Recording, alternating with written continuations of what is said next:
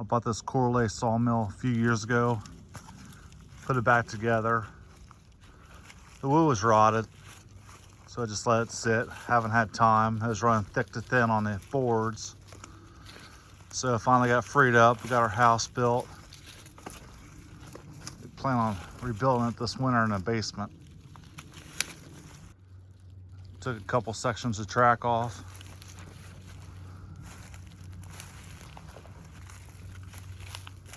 There's a little husking bed.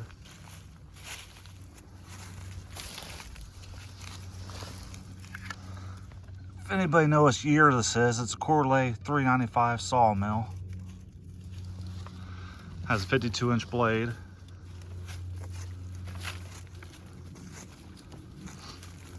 Like to convert it to a PTO unit.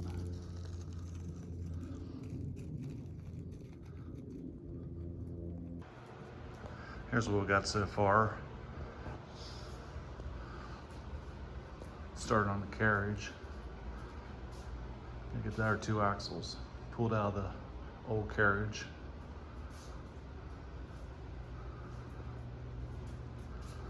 Got the tracks laid up there. Don't have them on yet. We can wait till we get it out to get it adjusted properly.